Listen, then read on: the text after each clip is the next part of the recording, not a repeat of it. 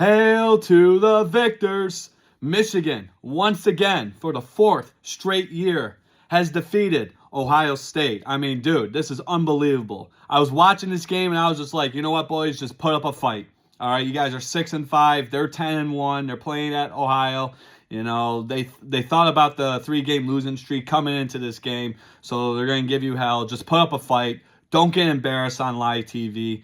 Just do your best. And dude, 13-10, it was an ugly game. I mean, let's be honest, right? It wasn't the greatest game. I mean, if you're a Michigan fan, you're loving it, right? I mean, it was unbelievable. No one expected this, right? Especially since Ohio State coming into this game was a 3-touchdown point favorite.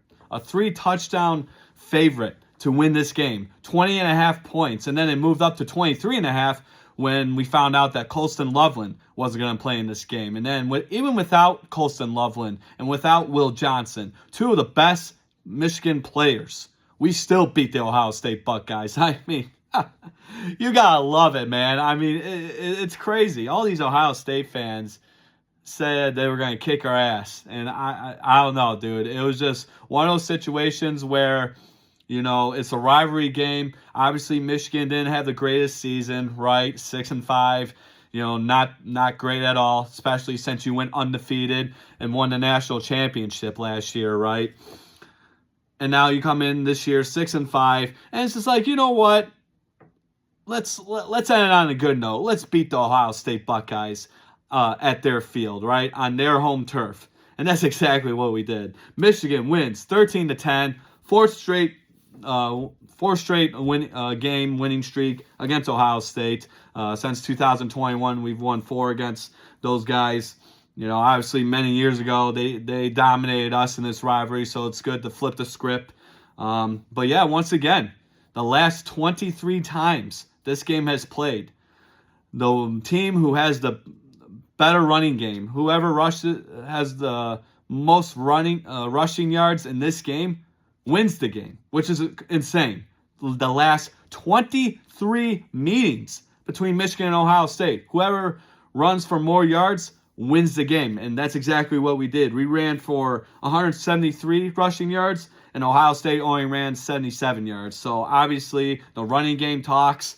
It sealed the deal. Kalel Mullings, you're a beast, man. You know, his senior year, Donovan Edwards' senior year as well. They finished their careers at Michigan undefeated against Ohio State. So that's got to be a great feeling for both those guys. They're amazing. But yeah, Kalel Mullings, 32 carries for 116 yards and 1 touchdown. And then he had a critical play late in the game, fourth quarter, about 3.5 minutes left. It was a 3rd down and 6, right? Ohio State needs a stop. I mean, they have to stop the running game, right? And I thought they did. Kalel Mullings runs up the middle, looks like he's going to get stopped, and then he gets out of that somehow. I don't know how the hell he did it, and then he bounces to the outside, gets the 1st down, and then it sets up for the game-winning field goal for Michigan. And then Dominic Savada, dude, I mean, that guy is money. We'll get to him in a little bit. But, dude, the running game talks. 173 rushing yards against this Ohio State defense. And like I said, the last 23 meetings between these two teams, whoever rushes for more yards will win the game. Case in point, I don't need to say any more. This was awesome. Definitely one of the best games this past weekend, right? Obviously, if you're a Michigan fan or just a college football fan, you know, the game, one of the most iconic rivalries of all time. I can't even argue it's the most iconic rivalry in all sports, right? I mean, we talked about this last week. You know, we can talk about the Yankees and the Red Sox. We can talk about the Celtics and the Lakers. We can talk about the Dallas Cowboys and the Giants or the 49ers or the Green Bay Packers versus the Bears. We can talk about all that stuff, but the game, something about this rivalry between Michigan and Ohio State, it's special, right? I mean, you have to look at it, you know, from a player's perspective. I mean, players on both sides, right? We see it from years past. A lot of players coming out of the NFL draft, coming from both schools, right? First-round draft picks, multiple first-round draft picks from Michigan, multiple first-round draft picks coming out of Ohio State. And, you know, you have to, I mean, it's special, especially if you live in Michigan, if you live in the Midwest. You know, this is a great game to watch. And dude, like I said, I came into this game, I was just like, okay, I don't expect Michigan to win, especially being a 3-touchdown underdog. I mean, 23.5 points by game time. Jesus, dude. Unreal. And you win 13-10. It was a dogfight, man. I mean, it was ugly, but it was a dogfight at the end of the day. So you had that, and then I got to talk about this pass. It was another third down. I think it was on the same drive, the Kalel Mullings run that set up the game-winning field goal. Davis Warren, and you guys have heard me talk about him on the podcast. I might not be his biggest fan. You know, he's not the greatest quarterback, but you know what? He led his team to victory, and he threw a pass to Peyton O'Leary for 18 yards to extend that drive, which I do believe set up for that game-winning field goal. I mean, no one likes to talk about it, but dude, you know, it's plays like that keep you in the game for real, right? And then that run by Kalel Mullings, I mean, dude, that was awesome. It just shows how great he is. I mean, he's a beast, man. I mean, who's better than Kalel Mullings? I mean, that guy, thank you for having a great career. Thank you for being the bulldozer, our workhorse for this season. You deserve all the flowers you get. And then Dominic Savada, I told you we were going to get to him in a little bit, but here we go. He made 2 field goals, right? And 17 for 18 on the season. I mean, that's money, right? I mean, the kicking game, no one likes to talk about it a whole lot, but dude, it's important. And right there, I mean, dude, it comes big. It comes big in this game, and it did. And then rushing, like I said, Michigan 173 yards, Ohio State 77. So once again, the last 23 meetings, whoever has the more rushing yards is going to win the game. We had more rushing yards. Michigan beats Ohio State at Columbus in the Horseshoe. A very tough place to play. I got to talk about Will Howard for a sec because, you know, got him from Kansas State, you know, paid all this money, millions of dollars, you know, $1 million team, you know, $20 million team, you know, the NIL, you know, they get all these great athletes, and you can't beat an unranked, a 6-5 Michigan, your biggest rival on home turf. That's embarrassing, dude. I'm sorry, but that's embarrassing. That is god awful. Will Howard had 2 interceptions. You can't do that in this game. I'm sorry. You can get away with it in maybe other games, but this game against Michigan, your biggest rival, you cannot throw 2 interceptions. I'm sorry. You can't. And then I want to talk about these receivers for Ohio State because going into this game, we were outmatched. Our secondary had no chance against these stud wide receivers from Ohio State. So Carnell Tate, who got most of the action for Ohio State's passing game, 6 receptions for 58 yards, no touchdowns. And then Emeka Egbuka, this guy came back for his senior year to try to beat Michigan, and he loses. That's embarrassing. That poor bastard, I swear to God. 4 receptions for 51 yards. So we shut him down. And then Jeremiah Smith, this guy, awesome all year, right? 5 receptions for 35 yards, 1 touchdown. I want to talk about that touchdown real quick because that was the last offensive drive for Ohio State before halftime.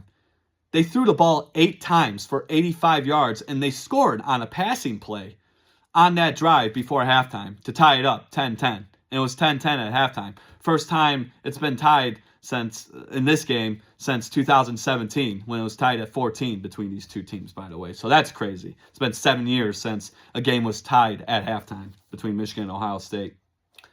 But dude, you torched us that entire drive from the passing game. Why are we diving away from that? Why? Because Will Howard threw another interception. You know, he throws 2 interceptions. Dude, your receivers, it was a mismatch from the beginning. Our defensive backs couldn't, you know, compete with those wide receivers. I mean, obviously they did because you guys decided, hey, let's run the ball and let's see if we had success. And let's talk about Michigan's run defense for a couple seconds. Dude, they showed up. I mean, we were stopping the run all game. You know, Mason Graham just manhandled Travion Henderson like it was nothing on a 3rd down, like a 3rd and 9, and we're going to just run a simple draw up the middle. I mean, Chip Kelly is supposed to be this offensive genius, right? Well, he wasn't a genius in this game. I mean, you're trying to establish a running game because, yeah, in the back of your mind, you're thinking, okay, we got to have more rushing yards. So it gives us a possibility to win the game, right? Dude, your passing game was killing our defense, our secondary. If it's not broken, don't fix it. I don't know what the hell Chip Kelly and the rest of Ohio State's offensive scheme was in that game, but it was god awful. I mean, dude, you should have torched us with the passing game. You didn't. You didn't.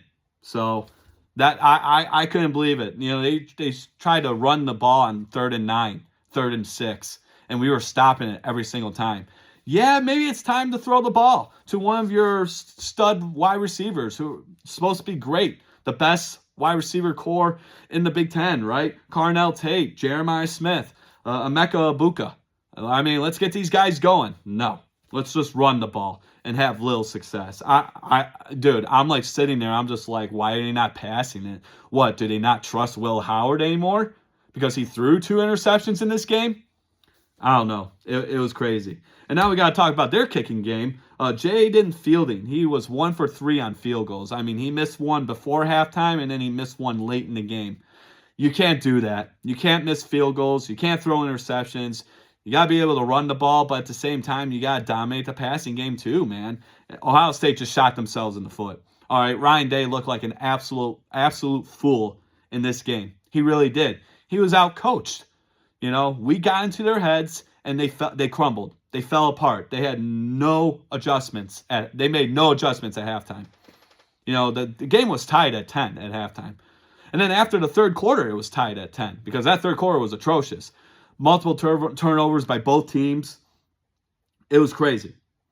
And then with this win from Michigan, it's the first 4-game winning streak for Michigan against Ohio State since 1988 through 1991. I wasn't even born during that span. So it's been a long time since we've had a 4-game winning streak against these guys.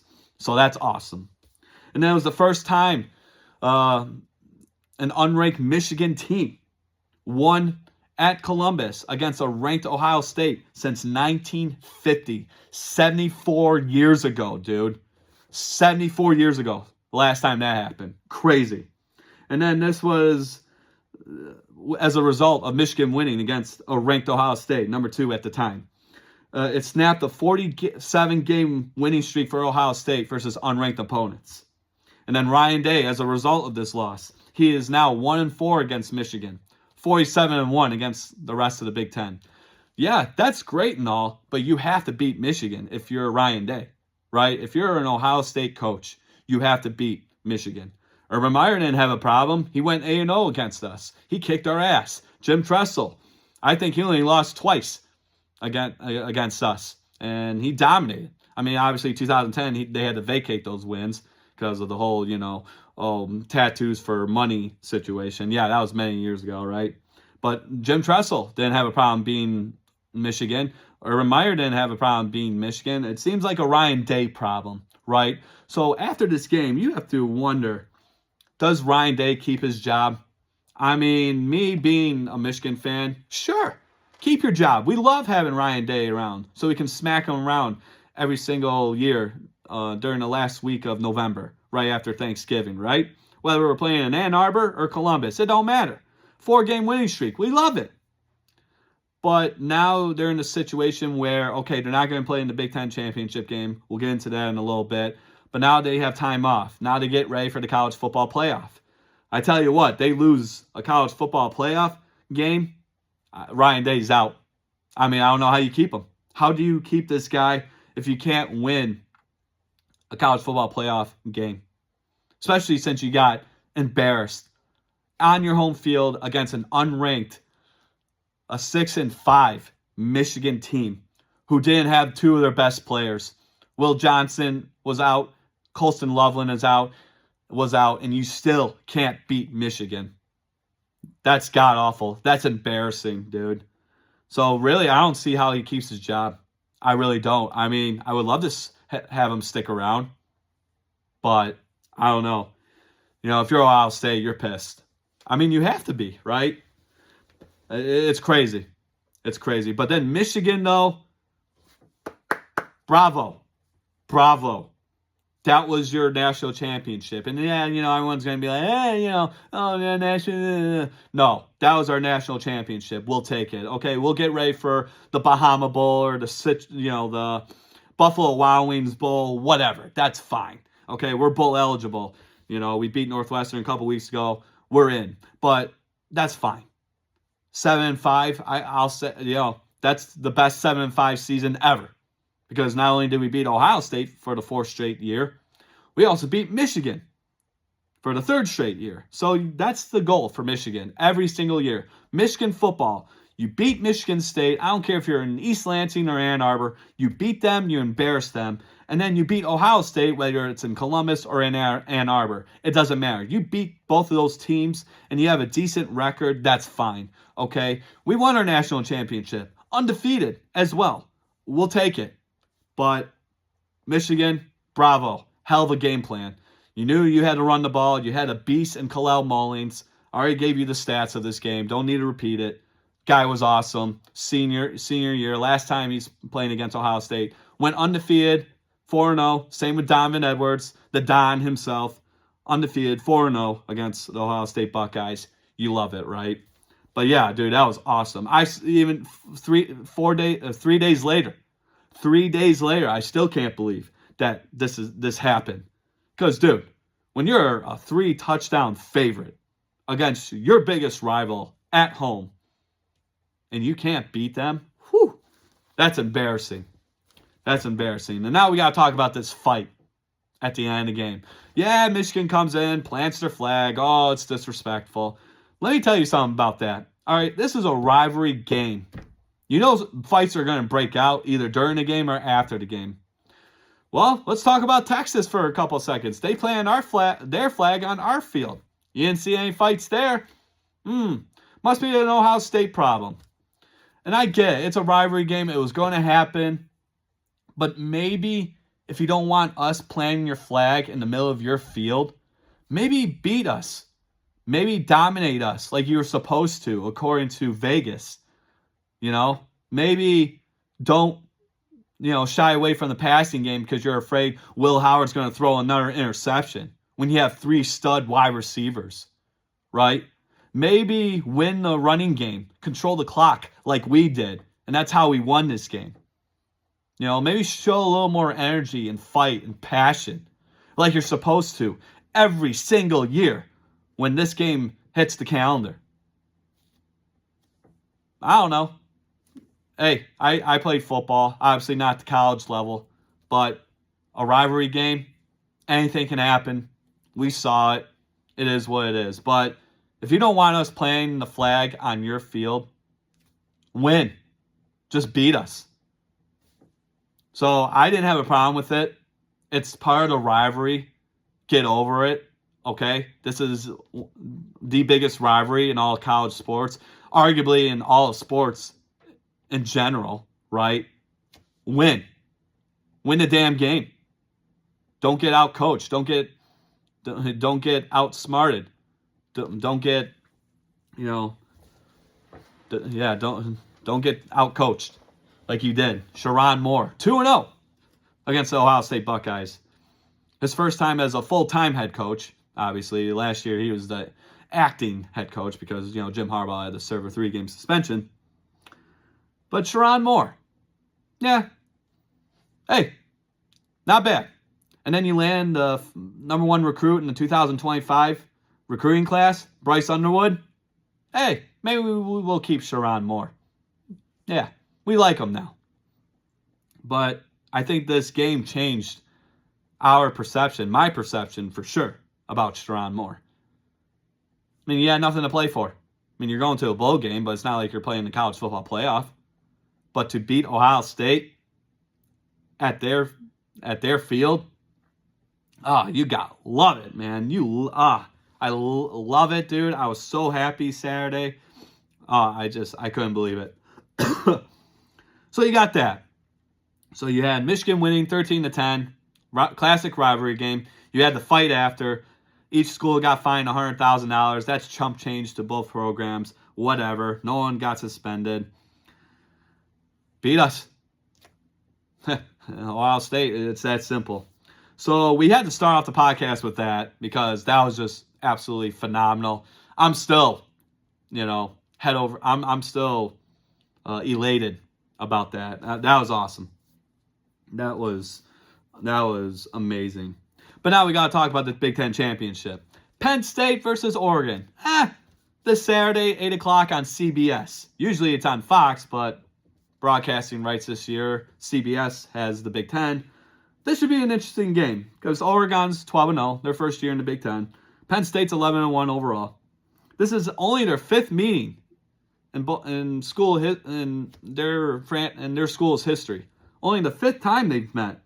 And this is the first time since 1995, so the year before I was born. And Penn State beat Oregon to cap off an undefeated season, 12-0 season. And that's according to CBS Sports. So Oregon has been number one in the AP, the Associated Press top 25 rather, since October 20th. So almost 2 months they've been the number one team. Penn State, this is their first time that they've gone to the Big Ten Championship game in 8 years. The last time they beat Wisconsin in 2016. They beat them in that one. So first time in 8 years for Penn State. So I'm looking at this game and I'm just like, I don't know, man, because James Franklin cannot win against top 10 teams. He's 3-17 against top 10 teams, but he's 1-0 in Big Ten Championship games as Penn State's head coach. So you got to think about that for a sec. But in this game, I like Oregon winning this one. I think they just keep that undefeated season rolling. I just don't trust James Franklin in this one. 3-17 against top 10 teams. That's not good. And this is the Big Ten Championship game, bro. This is the big stage. You got to show up. And I think Oregon's got better athletes than Penn State does. But we'll see. That game's on this Saturday, 8 o'clock. Should be a good one. Big Ten Championship game. But yeah, college football is crazy.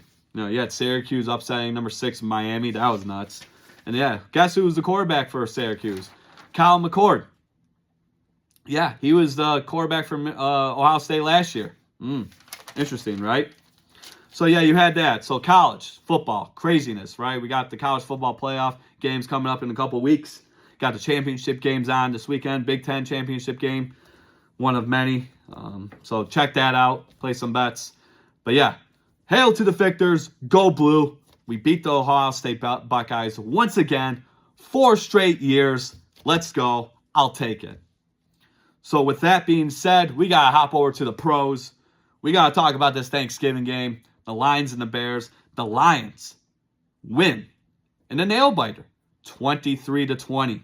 They were up 16-0 at halftime. That concerns me a little bit. You got Green Bay Thursday night in a couple days at home. They're a little upset. They're pissed off that you beat them a month ago at Lambeau Field in crappy conditions. You beat them on their home turf. So now they look to come to Ford Field and embarrass you. We can't let that happen, man. We're winners of 10 straight as a result of the Thanksgiving game victory. 11-1, best start in franchise history. You gotta love it. But unfortunately, with that being said, we suffered another key injury on defense. Another linebacker, Malcolm Rodrigo, as he's appropriately known here in the Metro Detroit area. We love him, but he's out for the rest of the season with a torn ACL, man. These injuries are piling up, man.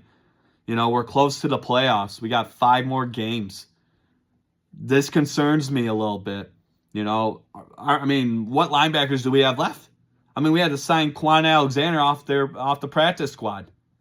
And then we got Jack Campbell. That's it for linebackers. Anzalone's out with a broken forearm. Hutchinson's been out since week 6 with a broken leg against Dallas.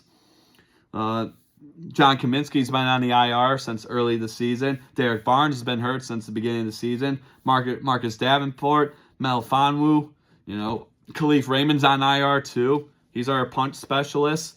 Bro, this is concerning, man. I don't like it. I don't. Let's take care of business. Let's beat Green Bay Thursday night. Okay? You know, we've been dealing with injuries all year. Seems like it hasn't stopped us. We have a full week now to recuperate from that Thanksgiving game. Yeah, we can't do that against Green Bay because Green Bay will destroy us if we let them in, if we give them breathing room. We cannot do that against Green Bay this Thursday night. But I also want to talk about this game because of the horrible, the god-awful, the disgusting, the boneheaded clock management from former head coach Matt Eberflus. So let me get this straight, right? You guys are down by 3 points. It's 23-20. You guys are marching down the field, which is crazy, right? Third, it was like a 1st and 10, I do believe. 32 seconds left. Caleb Williams takes a sack because he's a bonehead. You can't do that. Throw the ball away. You know, you take a sack, the clock's going to keep ticking. Tick, tick, tick, tick, tick, tick. He takes a sack, and then all of a sudden, the clock keeps going. And I'm looking down at the screen, I'm like, the Bears have one more timeout. How come they're not calling a timeout? Tick, tick, tick, tick, tick, tick, tick, tick, tick. The clock keeps ticking. The game clock keeps going. Tick, tick, tick, tick, tick, tick. And I'm just like, are they going to call a timeout or what's going on here? What the hell? What's going on here? I mean, I thought Caleb Williams would throw a timeout. At Matt Eberflus, the head coach, call a timeout. Call a timeout. You have one. Call a damn timeout. No. That bonehead did not call a timeout. They wasted 26 seconds off the clock. They hiked the ball with 6 seconds left. Caleb Williams throws it, and it's an incomplete pass. That's how the game ends. It was horrible. It was confusing. It was idiotic. Like, what a bonehead. You had one timeout. Use it. Like, dude, this is the summary. This is what summarizes the Chicago Bears season this year. They lost on that. They lost on a Hail Mary about a month ago against the Washington Commanders. They lost on a blocked field goal that would have won the game for them against Green Bay. They lost in overtime against the Vikings a couple weeks ago. And now you lose this another game in such a crappy way because of poor clock management. I mean, what the hell was he thinking? And then the next day he gets fired. Good. He's an idiot. You had one timeout, dude. Your quarterback just got sacked. The clock keeps going, dude. Call the timeout. Gather your troops. Come up with a play. Get a breather. Dude, I just couldn't believe what I was watching. I was just like, oh my God, this idiot is not going to call a timeout. Oh my God, they have one timeout and they're just letting the clock go down. You allowed 26 seconds to go by. And then you decide to call throw a pass that determined the end of the game. Bro, unbelievable. I mean, I couldn't believe what I was watching. Bunch of idiots. I'm talking about Chicago, by the way, not us. I mean, we were kind of idiots too. I mean, we only scored 7 points in the second half. That's embarrassing. Can't do that against Green Bay. Cannot do that. But I want to talk about Jahmyr Gibbs because he's been fantastic this year. First player in franchise history to have 70-plus scrimmage yards, each in his first 12 games of the season. Guy's money, dude. Sonic, baby. The other guy, David Montgomery, Monty, Knuckles, the dynamic duo, man. They are awesome. And then, like I mentioned, 11-1, best start in franchise history. So now in the next game they have, craziness on Thanksgiving, right? It's behind us. We won. We'll take it. It snaps a 7-game losing streak, by the way, for the Detroit Lions on Thanksgiving. About time. Last time we won before, last Thursday's matchup was in 2016 on Thanksgiving. So it's about time we won a game on Thanksgiving. We have the most Thanksgiving games in franchise history, right? Out of all the franchises, we played the most on Thanksgiving. And we lost a lot of them. But we got the win this time, right? But now you got the Packers Thursday night. They're 9-3. They won 3 straight since losing to us a month ago. And I get it. They won against the Bears, who are god-awful. I mean, just idiots all around. 49ers are banged up. They just lost Christian McCaffrey again for the rest of the season. Torn PCL in his knee. And then Jordan Mason, too. Another running back. He's out. He's on IR. So the 49ers are just banged up, man. I mean, just like us. Injury bug, it hits everyone, man. It sucks. It really sucks. And then they beat the Dolphins, the Packers did. So last 3 games for them, I mean, nothing to really be excited about, right? But they are still the Packers, and they still are in our division, and they're still a pretty damn good team, right? We got to beat these guys, man. And then in those 3 games, Jordan Love, 5 touchdowns, 1 interception in that 3-game winning streak. Guys playing his ass off. The running game's been fantastic. Josh Jacobs is a beast.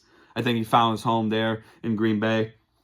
And then, like I mentioned, Lions beat the Packers 24-14. Week 10, about a month ago. Gibbs and St. Brown both had a touchdown, so I would like to see them get another touchdown again in this game. Touchdown each, or maybe a couple touchdowns. That would be nice.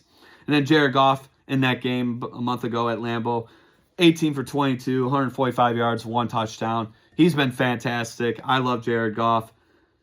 You got Lions and Packers Thursday night. I'm taking the Lions. They've won 10 straight. They're 11-1. These injuries are killing them. I mean, I cannot stress enough how worried I am about these injuries because playoffs are a few weeks away. I would love to get that number 1 seed because then it gives us time to regroup, rest, recover, and then we can play 2 home games, possibly at home. Obviously with the number 1 seed. But we got a tough schedule. We got Green Bay Thursday. We got the following week. We got the Buffalo Bills. They're red hot. They just got done kicking the 49ers' ass, 35-10 on Sunday Night Football. You got Chicago playing in Chicago. That's a tough place to play. You got San Fran at San Fran, and then the last game of the season we got the Vikings. And they're looking pretty good too. So it's a tough schedule for Lions, especially with these injuries piling up, man. Star players too. Everyone's hurt, And then I saw a couple minutes ago we just signed Jamal Adams from the practice squad, so might help us out in the secondary. We'll see. But yeah, we can't afford another injury, dude. We can't. I'm sorry. We just cannot afford another injury. For crying out loud, please, for the love of God, don't get injured on Thursday Night Football. Lions, please give us a break. We need all we can get, and it should be an exciting one. So that's week 14 for you. We got to talk about week 13, though. We'll wrap this up. That's how we're going to wrap up today's podcast, today's episode. Guys, time to rise. I hope you guys had a great Thanksgiving. Happy Thanksgiving to everybody. Hope you had time to, you spent time with your friends and family, ate some good food. The Brides did. I love Thanksgiving. Spend time with my family, watch the Lions win finally after all these years. So yeah, Dad. So yeah, week 13, craziness, right? Had 3 Thanksgiving games. The Lions in Chicago was one of them. That was a crazy ass game, right? And then you had the Dallas Cowboys winning 27-20. They've won 8 straight against the Giants. The Giants are god-awful. I mean, they are just horrible. Packers at home, taking care of business, beating the Dolphins 30-17. Winners of 3 straight. And then you had the Black Friday game, right? The Chiefs, the lucky Chiefs. I'm going to call them that from now on. The lucky Chiefs, once again, beat the Raiders. Pure luck, 19-17. Close game. Rivalry game, division game. But yep, the Chiefs escape another one. 6-0 at home. Shouldn't even be 6-0, but whatever. And then Sunday, you had the Chargers going to Atlanta and beating them 17-13, so I lost that pick. And then the Steelers winning 44-38. Usually this game's a low-scoring game, so I was really surprised by that. But yeah, Russell Wilson, 29 for 38, 414 yards, and 3 touchdowns. This guy, looking like the Russell Wilson when he got drafted by the Seahawks many years ago. He's looking great. So yeah, that. The Cardinals, dude, they were up 19-6 at one point. They blew it. They lost 22-23 on the road against the Vikings. That was a crazy game there. Yeah, Kyler Murray threw it 45 times. Jeez.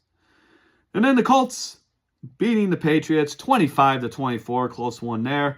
Seahawks beating the Jets. The Jets, they are god-awful. God. Aaron Rodgers needs to retire, please. I mean, the show's over, brother. The show's over.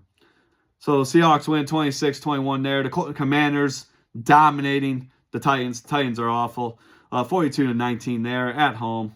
Commanders looking good there. Texans winning in a nail biter, 23-20. Big hit on Trevor Lawrence. It was a violent hit. Don't like it at all.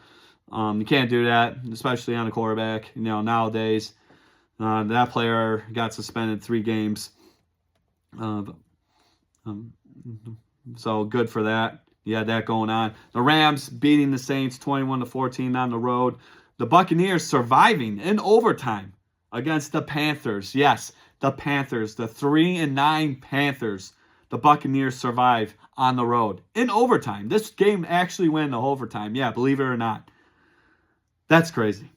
But they survive. Buccaneers. It's another division game. Anything can happen, right? Eagles beating the Ravens 24-19 on the road. Saquon Barkley, 23 carries, 107 yards, 1 touchdown. Guy's a beast, man. After running 255 yards last week against the Rams. Unreal. Watch out for them. I've said it last week on the podcast. They are the most dangerous team right now.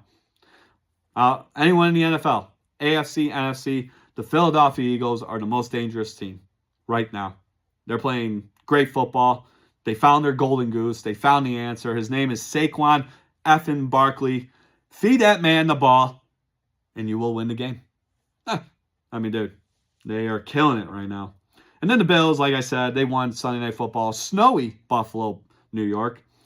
35-10 Bills. They're 6-0 at home. 10-2 overall. They're looking really damn good.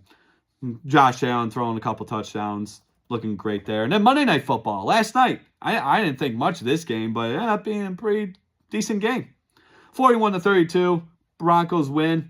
Jameis Winston threw a couple of interceptions, but he also threw it 58 times for 497 yards and 4 touchdowns. So if you had him on your fantasy league, congrats.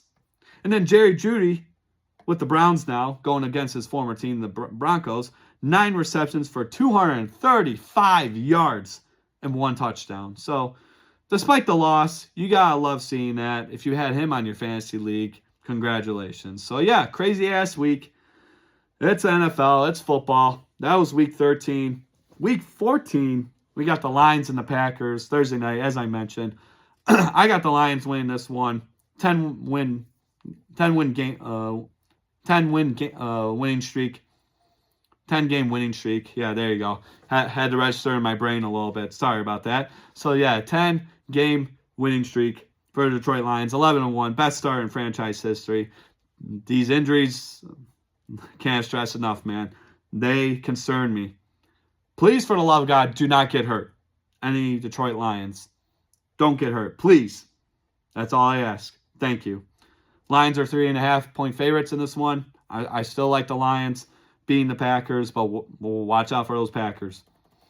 So that's Thursday Night Football to start off Week 14. And then you got the rest of the schedule, right?